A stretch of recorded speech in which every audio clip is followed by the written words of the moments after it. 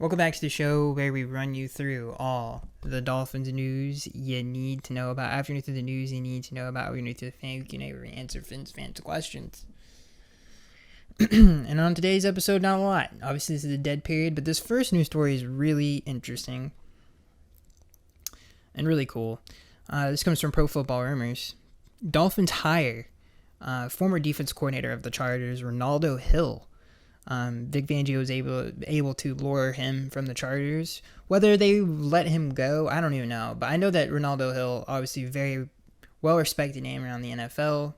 I didn't watch a ton of Chargers games last year, but since Brandon Staley was at the Chargers, and obviously Ronaldo Hill, who I believe has been with Vic Fangio in the past, the strength of that defense and especially that scheme is their ability to break down passing concepts versus opposing teams. And that's what Brandon Staley made, that's how he made his hay. And same thing with Vic Fangio. I mean, they're really, really good at that in game planning for what the other team likes to do and take that away.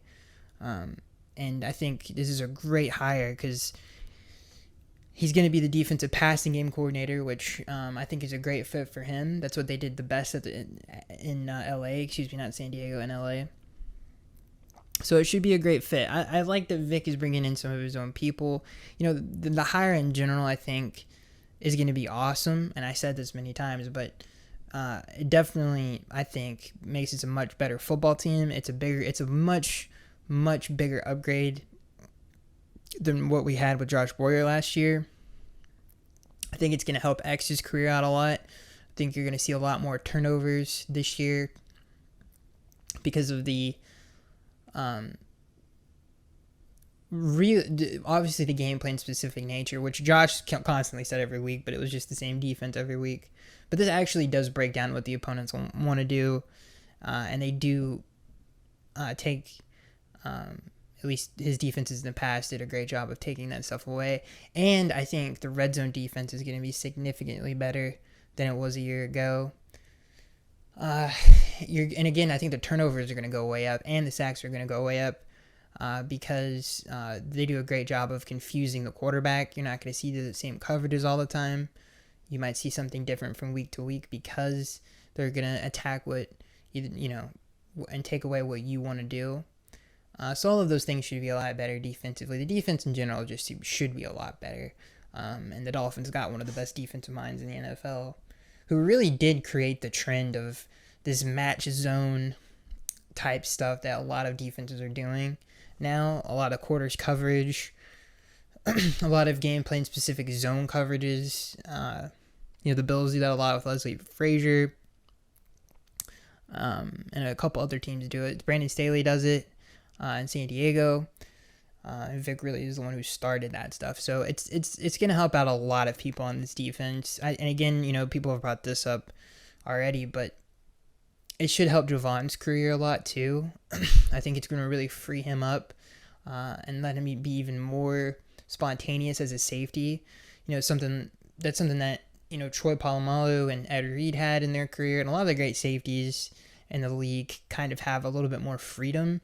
And in Josh Boyer's defense, he was mostly a traffic cop who was just trying to prevent or double team, a lot of single high, making sure someone doesn't get burned. He never really was freed up to do and use his instincts and his football talent. And Vic brought that up in the press conference that he's excited to work with him. So I think this is going to help a lot of people. And the pass rushers, it's going to help out a lot. Not just because the quarterback's going to pat the ball an extra minute or an extra second, but excuse me, they're not going to be dropping back in coverage very much in this defense. So I think a lot of people are going to have great years, like Christian Wilkins, Zach Sealer. I think Raekwon Davis, Emmanuel Ogbah. I think they're all going to have career years this year because of what Vic brings to the table. And I don't think it's going to be too much of a learning curve with Vic in this defense. And Jerome Baker, too. I think the two guys I'm most excited for to see play in this defense is Jerome and Javon. Because like I said, I think it could really really, and Xavier. And Byron, if he's kept, like, and I've said this before, but this scheme fits what Byron Jones did so well in Dallas, and that's the reason he got paid. This defense is what made him such a dominant corner, and it was such a drastic change from the scheme that he had in Dallas to what he had in Miami. This kind of gets him back to his roots as well. And again, I like that Ronaldo Hill is the defensive passing game coordinator, because, again, I think he can bring a lot of knowledge and help really teach this defense. And that's what they did well in those places, was defend the pass. So it's a really nice hire, and I think it's going to help out a lot of people on the defense. And specifically those two, though, I think Javon and Jerome are going to benefit a lot from it. I'm excited to see Jerome in a defense that can really, really accentuate his speed and his sideline-to-sideline ability. And you might even see him on a lot more blitzes than normal, because I feel like it's a very underutilized part of his game that you saw sporadically but not consistently enough.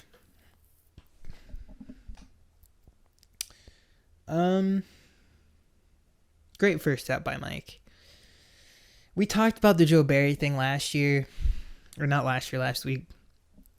so we won't talk about that this week. There was something else that I wanted to bring up. There was a few other things Vic said in his press conference that was interesting. Like him saying that he wants to try some new coverages this year. I think it's going to be really cool to see how that kind of shakes out. And again, honestly, I think that was the missing piece defensively. So it really allows the Dolphins to, and again, especially if Tua is going to be the quarterback this year, which he should be, just continue to make, get him more protection. They need to solidify the other side of the line. I would keep Brandon Shell as an insurance policy, especially with Teron Armstead's injury history. I think he's been a really good backup guy, and you could keep Austin Jackson as well, maybe as your swing tackle. And then I hopefully they go out there and get someone like a Michael McGlinchey or something like that, but it allows them to focus more on the offensive side of the football, because I think defensively there's not really much that they need there. And again, the scheme isn't like it fits pretty much the entire defense. Like, all of the players in this defense fit that scheme. So it's not like they need to remake it or reshape any part of the roster. So it definitely is going to allow them to focus on the offensive side of the football. Oh, yeah. I'm sorry, guys. This was actually important. This next news story comes from Pro Football Rumors.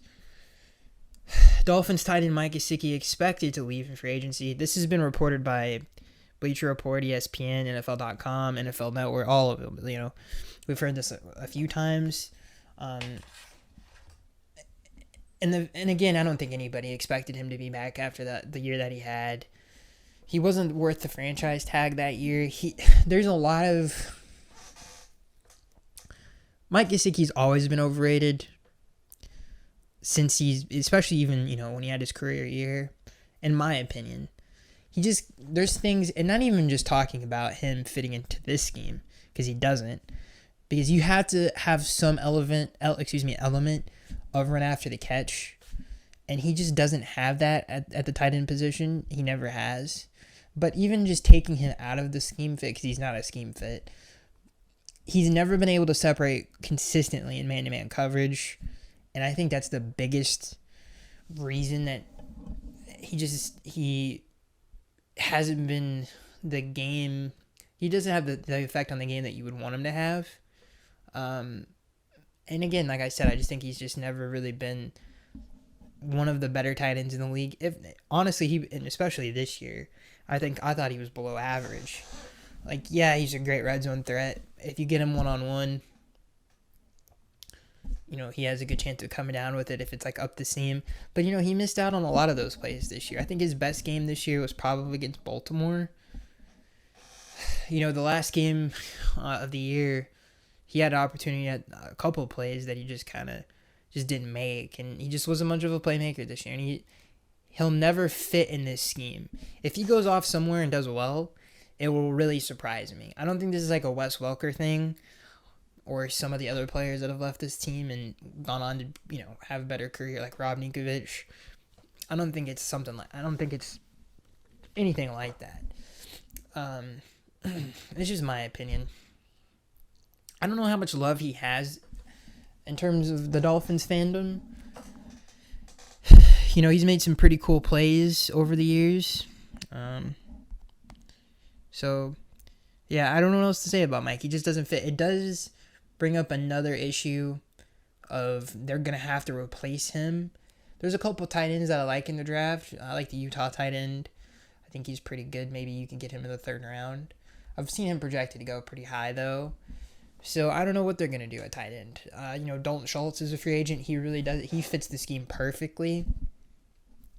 Maybe they do something like that. I don't know what they'll do necessarily to replace him, but they need to get someone who is either good at two things: run after the catch, or can separate in man-to-man coverage. The run blocking thing doesn't really concern me, but the Dolphins need a third playmaker, and they need to get it from somewhere. They need to get someone who's good after the catch, who can be a good slot receiver, preferably someone like that. They really don't have that. Tyreek Hill and Waddle, God bless them. Waddle, I don't think either one of them are like insanely great after the catch. Like, they're great. I think Waddle is really good after the catch, and he proved that this year. But they're not. Neither one of them are, I would say, great at taking a 5-yard slant and either bulldozing someone, making someone miss, 2 people miss, something like that. They're not necessarily those guys. Like, they're not your, I don't even know how to really describe what I'm trying to say right now. I would say 5 yards to 15 yards right after the catch is something that the Dolphins need. Like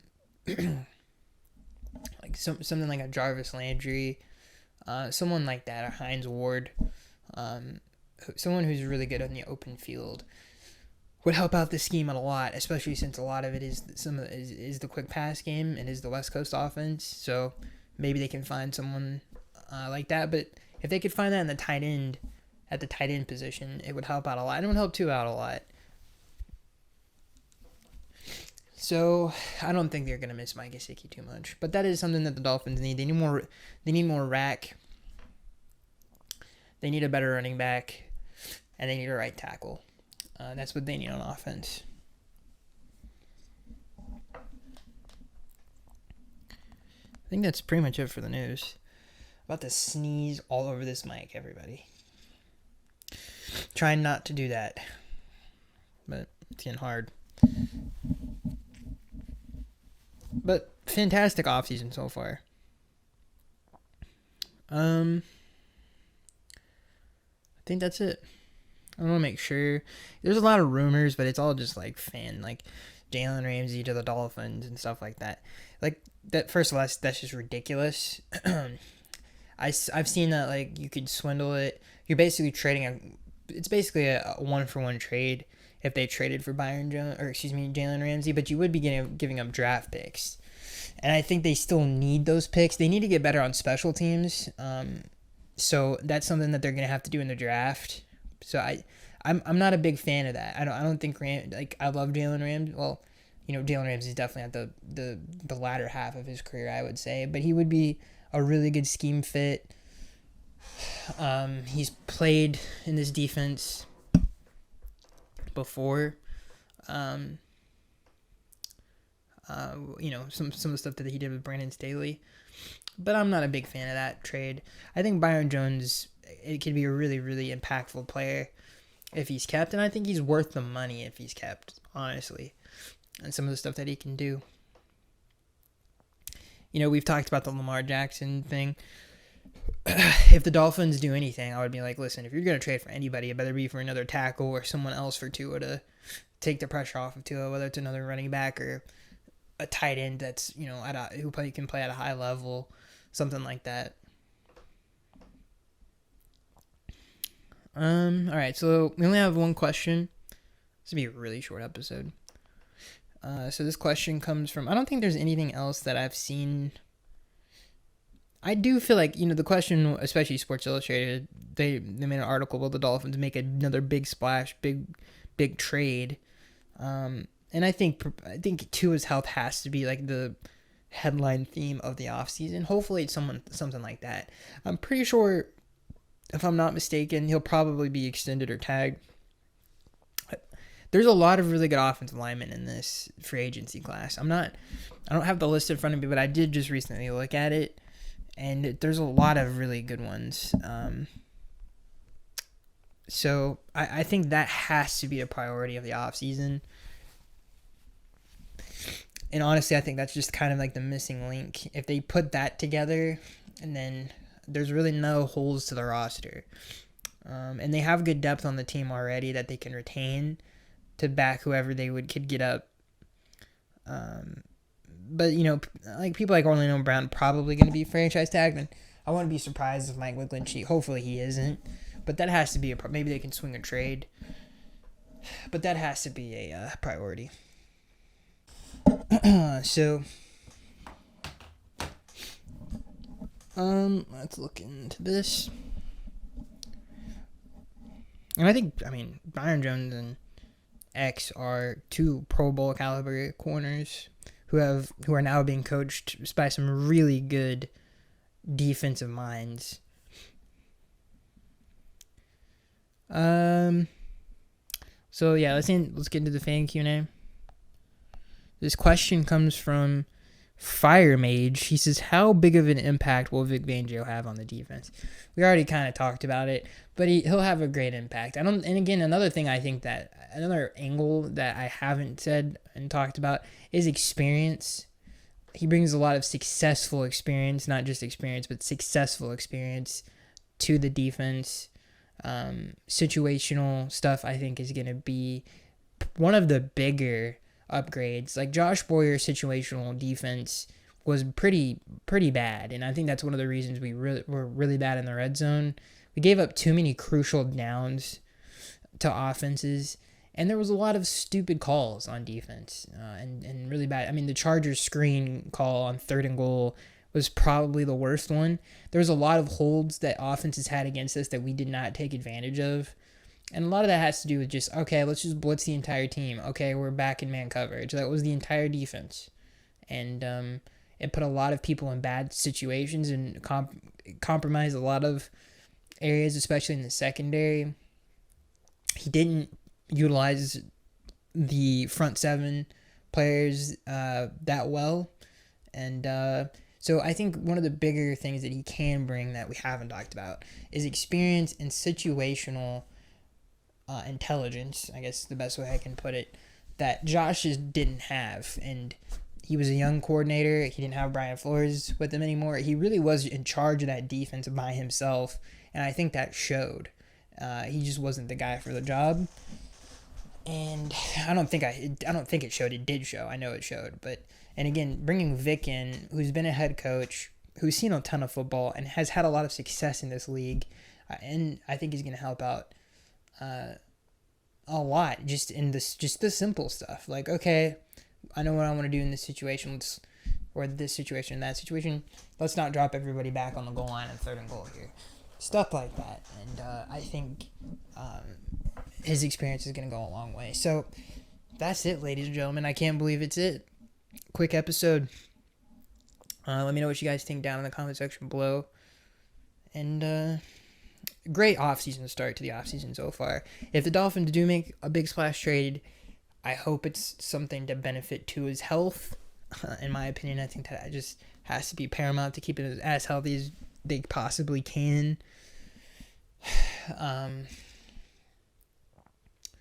Sometimes I wish Chris would just call like Mike Munchak or someone else, like call someone about a tackle. You know what I mean?